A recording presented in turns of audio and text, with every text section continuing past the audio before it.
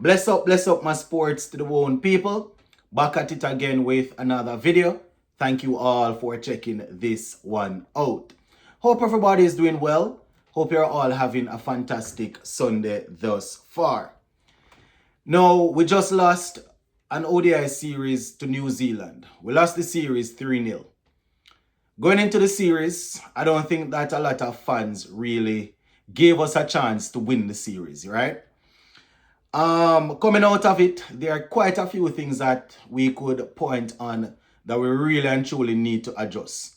But for the sake of this video, I have decided to just identify three things, right? And under those three, I have some footnotes, that we're going to zoom in on.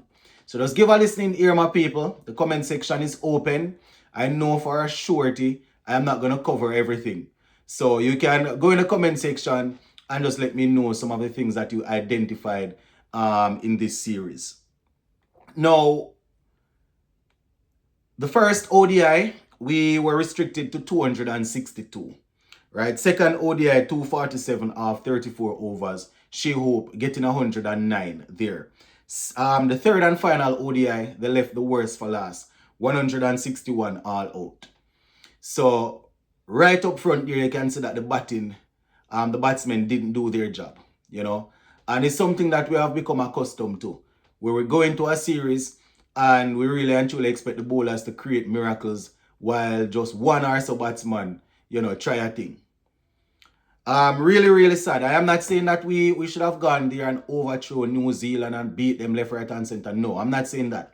It's difficult to beat New Zealand at home, right? We know this. Plus, they are the number 2 rank ODI team. They are ranked there for a reason. Pretty good side, right? But just the way in which our guys continue to get out the same way, it's really hard to watch, So the first point that I want to bring across, batting continues to be a huge problem. That's number one. Remember, we say we have 3, right? So batting continues to be a huge, huge problem. And it's right across the board. From Test go straight down to T20. T20 that everybody is running up and down behind and saying that, we are top and this and that. From Test go straight down to T20s. It's the same thing across the board. Now, our batting, ODI, heavily dependent on Shea Hope. Heavily dependent on Shea Hope. And when you as a team, you have to face 50 overs, and there is only one batsman in the team that you really can expect something from, right? Going in, Rutherford wasn't in the worst of form, ODI form that is, right? Overall, since he has made his ODI debut. Same thing with Carty. But generally speaking, only Shea Hope we can depend on. It doesn't work. It does not work at all. And when you have an ODI side where only 2 players, can rank in the top 40, that goes to show that it's not good. Only 2 players in the batting team, right? In the side rank inside the top 40. You have Casey Carty, who's just starting his career at number 18, and then you have Shea Hope, dropping down the order a bit, is at number 10. Right? And then you would have to go all the way down to number 48 to somebody like a Sheffield Rutherford. When you have a team, when you have a batting team like that, then, you can understand. You can understand why is it. And the rankings change all the while. Players they might just make the debut playing a couple of games. For example, Carty, and he's at 18, so you might not trust it. But you have to look at the rate at which they are scoring. Right? So when you have a batting team, when you have a team and only 2 man crack the top 40, you can just imagine that's how it's gonna go. It's just not good. It's not good enough. Our inability to play short pitch bowling. It's really it's concerning. It has been this way for a long, long time. I've said on here before that our guys prefer to play pace bowling. I'm not saying they are good at it, but they prefer to play it in comparison to them going into a spin friendly condition, right? But the short pitch bowling, it is you can just look at the third ODI and you will see what I'm saying, right? So you can just imagine what we are thinking, with these basically the same players going into the test series, right? The moving ball, short pitch bowling, the moving ball. All of what you expect a quality batsman to be able to deal with, these are the things that we struggle with, right? Right, the short pitch bowling, the ball moving, knowing where your off stump is, knowing when to drive the ball, when to leave the ball, all of these things, all of what you expect a good international batsman to conquer, we struggle with these, right? Strike rotation.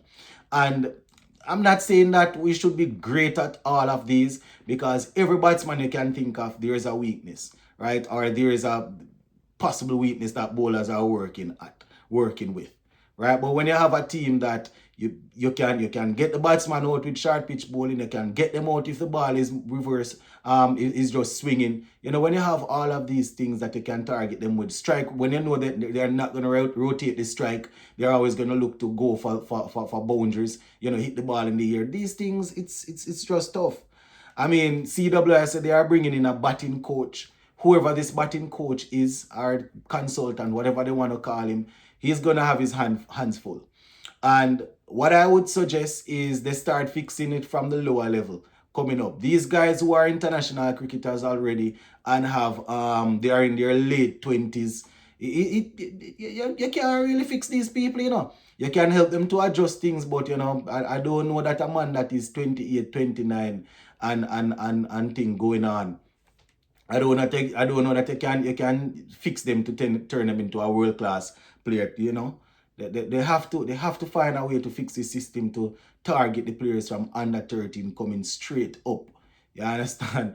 And I said it on here before. We have players that are competing with guys at at their level at under 19 cricket. Performing well, but when they need to make that transition to international cricket, the basic skills and the natural talent can take you so far and no more. You understand? We need quality people around that can instruct these guys. So those are the things falling under the batting continues to be a huge problem. That's point number one. Right? And point number two, even some of this can fall under the batting. Decision making as a complete unit. Not just as batsmen, bowlers, but as a complete unit. So we factor in the dressing room, right? Thinking on the spot, right? Thinking on the spot, critical thinking, changing the batting lineup. And I am not saying that we're going to win, we would have won the games or anything, But just things like this. You got through the first game or the second game. You might be thinking, can we tweak this? Can we tweak that? And not even only in this series. It's something that we have to look at, generally speaking. Even in our T20s, we see it. Where we continue to do the same things. So it's just something overall where I'm not saying that you don't want continuity. I'm not saying that we shouldn't find a way to stay with what we have and try to let it work over a period of time. But you claim that you are trying to do things to qualify or to go to the World Cup and perform well. You have to try things from now, right?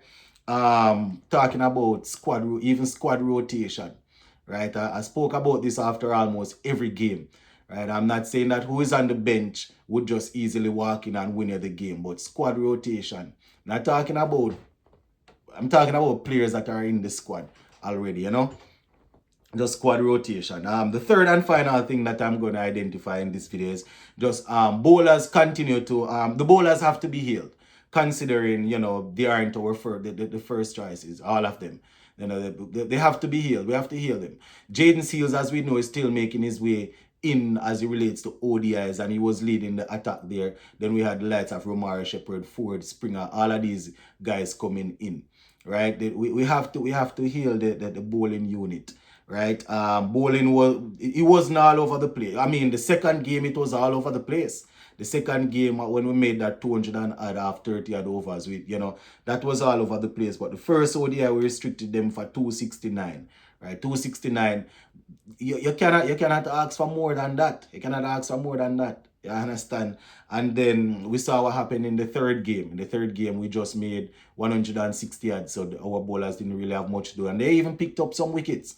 You understand? The second game, as I said, the bowling was all over the place. But generally speaking, the bowling is what always saves us. And, if we should go through and look, the bowlers, perhaps a few of the bowlers probably make more runs combined than the batting, the quote-unquote specialist batsmen. You understand? So we have to find a way to fix all of these things, my people, and it's gonna happen over time. It's gonna take a long time. But I don't know. I am waiting to see who this specialist consultant is, that they experience all of what they will be bringing, because they have been talking about this since Australia. Since we got bowled out for whatever against Australia, they've been saying that they're gonna bring in somebody that can come fix the structure and do all of these things. But I don't know. I don't know. Even what's happening with the Super 50 right now, I know they are cutting back on costs and trying to do things, but I don't totally agree with it. You understand, the games being in one location. I mean, it is what it is in terms of our budget. But if it's even in the region, players need to be traveling, moving around, playing on different pitches. Pitches might all be similar, but there might be a little bit of difference that the players can go and work. It's just a mess. It's a mess, my people. And as I said, going into the test, which is my favorite format, I am worried. But big up on yourself, my people. Comment section is open.